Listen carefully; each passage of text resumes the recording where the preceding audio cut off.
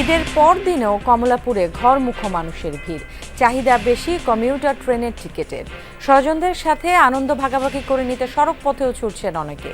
বাচ্চা কাচ্চা নিয়ে আসি, দাঁড়ায় আছে, তো টিকিটে দেওয়া বন্ধ দেখা যাচ্ছে। এখানে আসছি সকালে 7টাতে, দাঁড়িয়ে 2 ঘন্টা টিকিটের ফিরাল পাইছি। এখন টিকিটের জন্য বাসের জন্য দাঁড়ায় আসছি। আমরা সাধারণ মানুষ টাকার অভাবে এই যে ঈদের পরের দিন যাইতেছি, এখন তো দেখা যায় আল্লাহ জানে টিকিট কি দেয়। সংস্কার নিয়ে রাজনীতি চলছে মনে করে বিএনপি। রাজনৈতিক সরকারের লক্ষ্যে দ্রুত নির্বাচনের রোডম্যাপ ঘোষণার দাবি নেতাদের।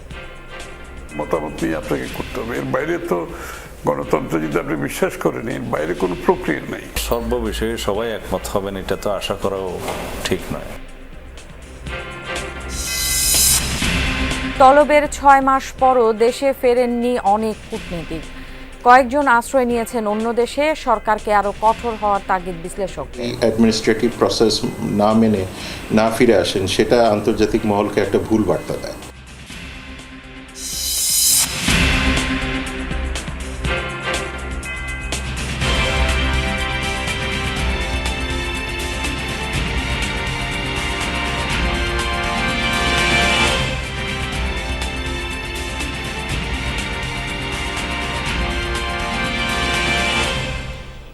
ঈদ মোবারক। আমন্ত্রণ যমুনা নিউজে, আপনাদের সাথে থাকছি আমি ফারহানা ন্যান্সি। এতক্ষণ দেখে নিচ্ছিলেন শিরোনামগুলো। সংবাদের শুরুতেই ঈদের ছুটিতে বাড়ি ফেরার খবর। ঈদের দ্বিতীয় দিন সকালেও কমলাপুর রেল স্টেশনে ছিল ঘরমুখো মানুষের চাপ। ভোর থেকেই ট্রেনে করে বাড়ি ফেরার জন্য হাজির হন অনেকে। আন্তনগর ট্রেনগুলোতে যাত্রীর চাপ মোটামুটি থাকলেও কমিউটার ট্রেনের টিকিটের জন্য দেখা যায় উপচে পড়া ভিড়। যাত্রীরা টিকিটের অতিরিক্ত দাম এবং টিকিট না ছাড়ার অভিযোগ করেন। রেলওয়ে কর্তৃপক্ষ জানায় সব যাত্রীকে সুযোগ করে দিতে 5টি টিকিটের চাহিদার বিপরীতে 1টি সিটের টিকিট দেওয়া হয়। সেই সাথে দেওয়া হয় 4টি স্ট্যান্ডিং টিকিট। সবটি মানুষ লাইনে দাঁড়িয়ে থাকে, 5 টাকা একটা দেয়, 900 টাকা দিয়ে টিকিট কেটে 3টা সিট দেয়। আমরা সাধারণ মানুষ টাকার অভাবে এই যে ঈদের পরের দিন যাইতেছি, এখন তো দেখা যায় আল্লাহ জানে টিকিট কি দেয়। আমাদের সিট যতটুকু বড় তার থেকে মানুষ বেশি, সিট শেষ। এখন যে একবারও বেশি অসুস্থ, এটা যদি আমাদের 2-1টা থাকে তাহলে আমরা লিখে দিচ্ছি, এছাড়া কোনো আমাদের সিট বেশি। এদিকে ঈদের দ্বিতীয় দিনে সড়ক পথেও রয়েছে যাত্রীর চাপ। ঈদের আগে যানজটের আশঙ্কায় যারা বাড়ি যাননি তারাই এই সময়টাকে বেছে নিয়েছেন। স্টপেজগুলো ছাড়াও বাড়ির পথ ধরতে বিভিন্ন সড়কের মোড় থেকে বাসে উঠেছেন যাত্রীরা। এই পর্যন্ত আমাদের ঈদের দিন অথবা ঈদের আগের দিন, ঈদের পরের দিন যা ইতিপূর্বে যত গেছি আর কি, এই তারিখে স্বস্তিদায়ক। মসজিদে চাকরি করি, ওর মসজিদে ঈদের নামাজ আছে, তো এর নামাজ পড়ে তারপরে যাচ্ছে। টিকিটে দেওয়া বন্ধ দেখা যাচ্ছে। এই কাউন্টারে সিরিয়াল, টিকিট দিতেছে না। আধা ঘন্টা হয়েছে ঢাকা টিকিট করছি। এখানে আসছি সকালে 7টাতে, দাঁড়িয়ে 2 ঘন্টা টিকিটের ফিরাল পাইছি। এখন টিকিটের জন্য বাসের জন্য দাঁড়ায় আসছি। কেন্দ্রীয় কারাগারে চলছে কয়েদিদের ঈদ অনুষ্ঠান। সেখানে আছেন সহকর্মী রিয়াজ রায়হান, যাচ্ছি তার কাছে। রিয়াজ, ঈদের এই বিশেষ আয়োজনে কয়েদিদের জন্য কি থাকছে?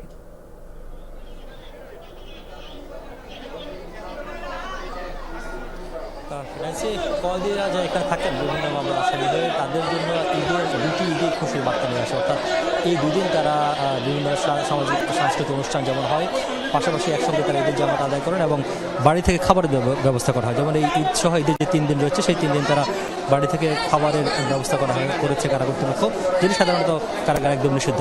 তো ঈদে তারা পেয়ে থাকেন এবং পরিবারের যারা সদস্য রয়েছেন 5 জন করে, সেই 5 জন সদস্য আধা ঘন্টা করে তারা সময় পান দেখা করার জন্য। আপনি দেখতে পাচ্ছেন এটি সাক্ষাৎ কক্ষ। এই সাক্ষাৎ কক্ষে যারা এসছেন তারা তাদের স্বজনরা যারা এখানে বিভিন্ন মামলা আসামি হয়ে বন্দী আছেন তাদের সঙ্গে সাক্ষাৎ করতে এসেছেন এবং দীর্ঘ সময় নিয়ে একটি কক্ষে মোট 5টি পরিবার দেখা করতে পারেন এবং সেই কারণে তারা আসেন এবং বেশ খুশি। কারা কর্তৃপক্ষ যে আয়োজন, সেই আয়োজনে তারা ব্যাপক খুশি এবং তারা বলছেন যে যেহেতু বছরের একটি দিনেই স্বজনদের সঙ্গে দীর্ঘক্ষণ মন খুলে দেখা করা যায়, পাশাপাশি খাবারের ব্যবস্থা করা যায় এবং বাড়ি থেকে যে রান্না করা খাবার তাদের পছন্দের যে খাবারগুলো রয়েছে সেই খাবার দেখা করতে খাবার নিয়ে আসতে পারেন এবং তাদেরকে দিতে পারেন। আর পাশাপাশি এখানে দেখেছেন যে অনেক স্বজন এসছেন, স্বজনরা তাদের অনেক শিশু সন্তানকে নিয়ে এসছেন, নারী পুরুষ, বিশেষ করে নারীরা যারা আছেন পরিবারের তারা তাদের স্বজনদের সঙ্গে দেখা করার সময় খুব একটা পান না। তো এটি একটি উপলক্ষ কারা কর্তৃপক্ষের আয়োজনে যে অন্তত নারী পুরুষ যারা রয়েছেন পরিবারের সবাই তারা এই সুযোগটি পান এবং এই সুযোগটি তারা কাজে লাগান। দীর্ঘক্ষণ এখানে লাইনে দাঁড়িয়ে থাকতে হয় এবং যে লাইনটি দেখেছেন এখানে দুটি ভবন রয়েছে, ভবন 1 এবং ভবন 2, দুই ভবনেই বেশ কয়েকটি তলা রয়েছে এবং সেই তলাগুলোতে একটি ফ্লোরে 5 জন করে পরিবার 5টি পরিবার দেখা করতে পারেন। এবং আগামীকালকে বড় সাংস্কৃতিক অনুষ্ঠান রয়েছে কারা কর্তৃপক্ষের আয়োজনে এবং কয়েদিরা তাদের পরিচালনায় কারা কর্তৃপক্ষ সহ যেহেতু প্রযোজনা একটি সাংস্কৃতিক অনুষ্ঠান রয়েছে আগামীকাল সকাল 10টা থেকে সেটি অনুষ্ঠিত হবে এবং এই 3 দিন তারা যে কোনো একটি সময় নিজের পছন্দের পরিবারের সদস্যদের সঙ্গে পছন্দের খাবার তারা দিতে পারবেন বন্ধুদের। রিয়াজ, আপনাকে ধন্যবাদ। সংস্কার নিয়ে কেউ কেউ রাজনীতি করছে বলে মনে করে বিএনপি। দলটির নেতারা বলছেন সংস্কার প্রশ্নে কারো দ্বিমত নেই, বরং সংস্কার ইস্যু সামনে এনেছেই বিএনপি। কিন্তু কমিশনের যেসব সুপারিশে জাতীয় ঐক্যমত হবে সেগুলোই বাস্তবায়িত হবে। স্থানীয় সরকার, গণপরিষদ, গণভোট কোনো কিছুরই বাস্তবতা নেই বলে মনে করে বিএনপি। তাই জাতীয় নির্বাচনের রোড ম্যাপ ঘোষণা করে রাজনৈতিক সরকারের দিকে এগিয়ে যাওয়ার আহ্বান নেতাদের।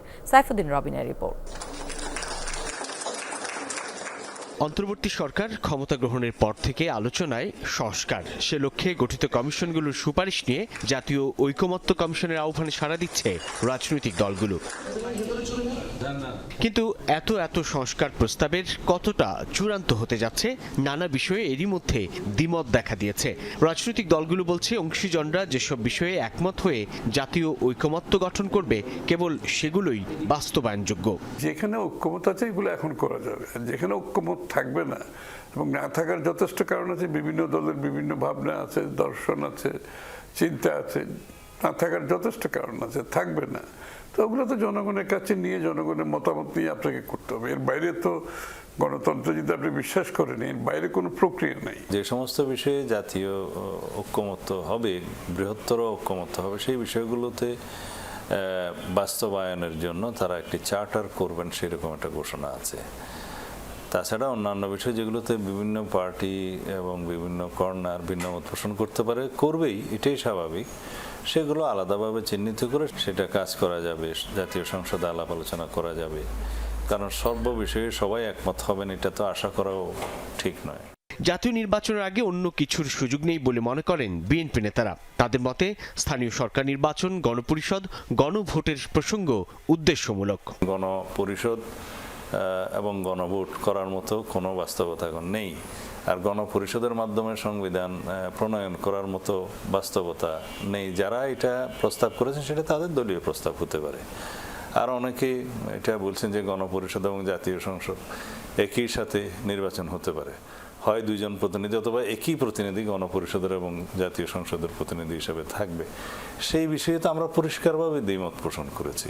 আজকের এই সংস্কার, সাংবিধানিক পরিবর্তন সবকিছু কিন্তু আমাদের একটা নির্দিষ্ট লক্ষ্য নিয়ে করতে হবে। কেন? কারণ যে আইনেই করি না কেন সেই আইনটা তো নেক্সট পার্লামেন্ট কর্তৃক রেটিফাই করতে হবে। Without parliament no one has any rights to ratify anything. যারা সংস্কার নতুন কথা বলতেছে নতুনভাবে, সেটা তো তাদের রাজনীতি করতে চাইলে রাজনীতি করতেই পারে, কিন্তু সংস্কারের ধারক বাহক এবং উদ্যোগ সব বিএনপি নেতারা বলছেন যত দ্রুত রাজনৈতিক সরকার আসবে তত দ্রুত স্বস্তি ফিরবে জনমনে। পরস্পরের সম্মান বোধের বাইরে গিয়ে সাংঘর্ষিক রাজনীতির দিকে যাবে, সেই জায়গাটাই কিন্তু স্বৈরাচারের জন্য আপনি উন্মুক্ত করে দিচ্ছেন। সাইফুদ্দিন রবিন, যমুনা নিউজ, ঢাকা। তলবের 6 মাস পেরিয়ে গেলেও সরকারি নির্দেশনা মেনে এখনো ঢাকায় ফেরেননি অনেক কূটনৈতিক। কেউ কেউ কর্মস্থল ছেড়ে আশ্রয় নিয়েছেন তৃতীয় কোনো দেশে। এসব ঘটনাকে অস্বাভাবিক ও অপেশাদার উল্লেখ করে বিশ্লেষকরা বলছেন এতে বহির্বিশ্বে নষ্ট হচ্ছে দেশের ভাবমূর্তি। তাই সরকারকে আরও কঠোর হওয়ার পাশাপাশি কূটনীতিকদের দেশে ফিরিয়ে ন্যায্যতা নিশ্চিতের পরামর্শ দিচ্ছেন তারা।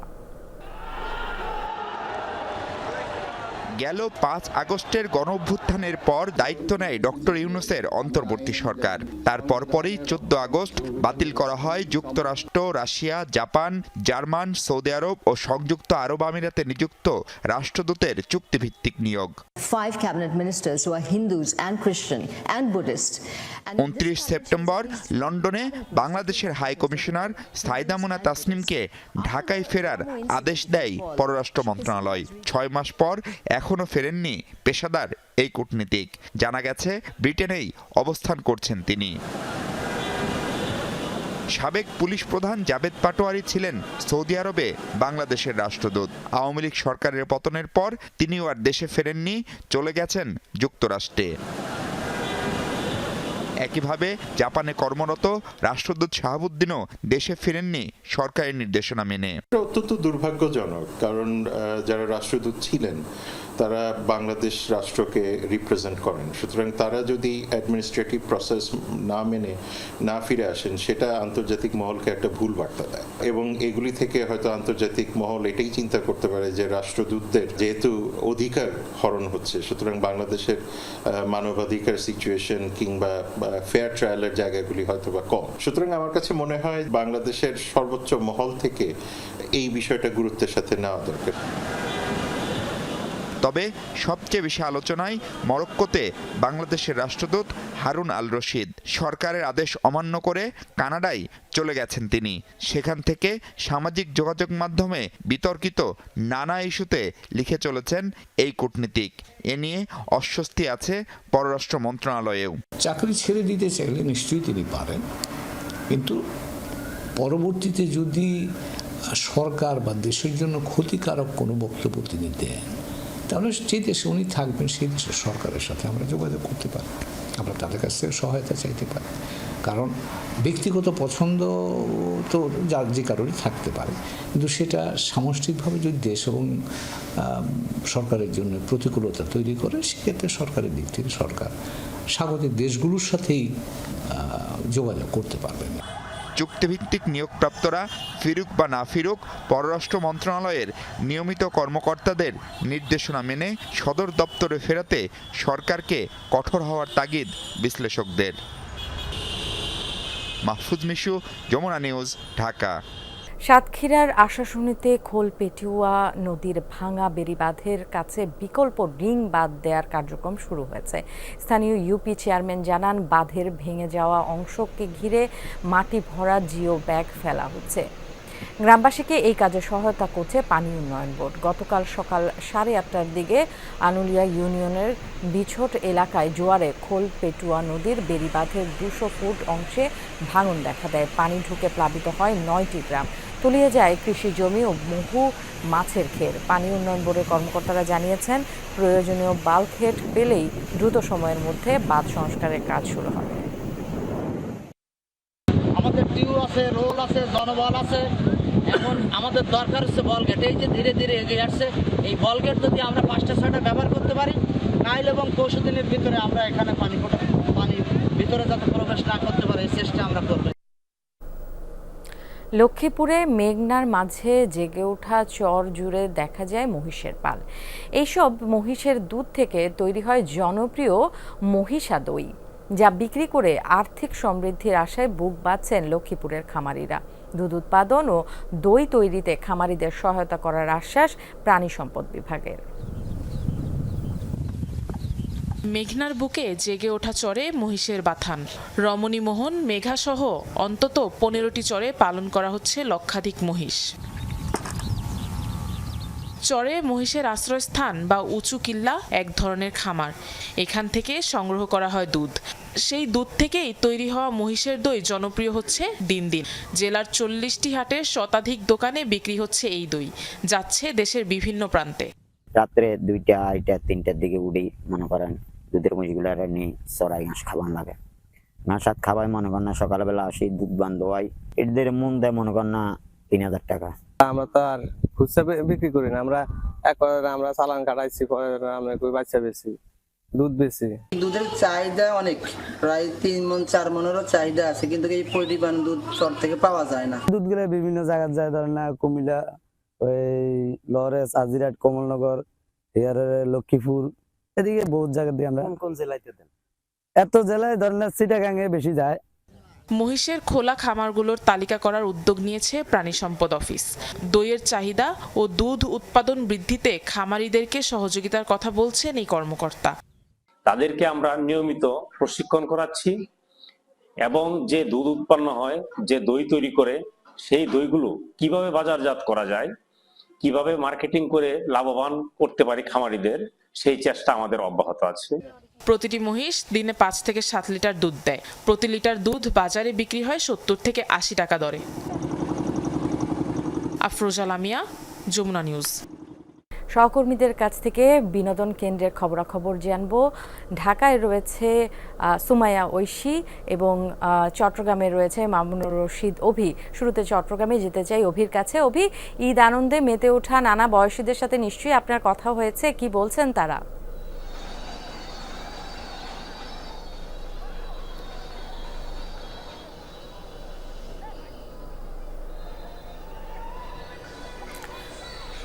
অভি শুনতে পাচ্ছেন? ঈদে যারা এসেছে বিনোদন কেন্দ্রে তাদের সাথে নিশ্চয়ই কথা হয়েছে, তাদের সাথে নিশ্চয়ই আপনার কথা হয়েছে। কি অবস্থা একটু তাদের আনন্দের যে চিত্রগুলো সেগুলো একটু জানতে চাই।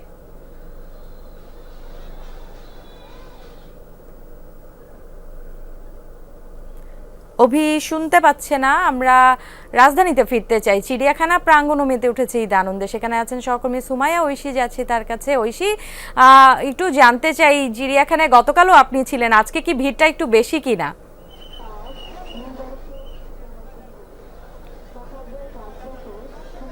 আজকে একটু বেশি ন্যান্সি, কারণ আজকে আবহাওয়াটা কিন্তু বেশ আরামদায়ক। এবং গতকাল যেমনটা ছিল, প্রচুর রোদ ছিল, ঘাম হচ্ছিল, তারপরও প্রচুর মানুষ এসছেন। এবং আজকে কিন্তু তার চেয়ে আরও বেশি সংখ্যক মানুষ আমরা দেখতে পাচ্ছি সকাল থেকে, কারণ আজকে যেহেতু মেঘলা আকাশ, রোদ নেই, গরমের যে অস্বস্তি সেটি নেই। দেখতে পাচ্ছেন আপনি যে প্রচুর সংখ্যক মানুষ কিন্তু টিকিট কেটে আসলে চিড়িয়াখানার মধ্যে প্রবেশ করছেন। শিশুরা রয়েছে, প্রাপ্তবয়স্করা রয়েছে, বয়স্করাও রয়েছেন, নানা বয়সের মানুষ কিন্তু আসলে চিড়িয়াখানায় প্রবেশ করছেন। এবং প্রত্যেকটি চিড়িয়াখানার খাঁচার সামনে তারা কিন্তু বেশ কিছুক্ষণ দাঁড়িয়ে সেই পশু পাখির আচরণগুলো উপভোগ করছেন এবং তাদের সঙ্গে ঠিক খুনসুটি করছে শিশুরাও। এবং গতকালও যেমনটা আমরা দেখেছিলাম যে শিশুরা কিন্তু প্রচণ্ড উচ্ছ্বসিত থাকে চিড়িয়াখানায় এলে, এবং বিশেষ করে বাদর এবং বাঘের খাঁচার সামনে আসলে শিশুরা সবচেয়ে বেশি আনন্দ পায়। এবং সেই আনন্দের জায়গা থেকে কিন্তু তারা আজকেও চিড়িয়াখানায় এসেছে, অনেকে এসেছেন এবং তারা বলছেন যে আসলে ঈদ আনন্দ আরো সুন্দর হবে চিড়িয়াখানায় ঘোরাঘুরির মাধ্যমে। ঐশী, আপনাকে ধন্যবাদ। দর্শক, আমরা আবার চট্টগ্রামে যেতে চাই। ফয়েজ লেক থেকে যুক্ত হচ্ছেন সহকর্মী মামুনুর রশিদ অভি। একটু জানতে চাই, ঈদ আনন্দে মেতে ওঠা যে নানা বয়সীরা এসেছে তাদের আনন্দ কথাগুলো একটু জানতে চাই আপনার মাধ্যমে।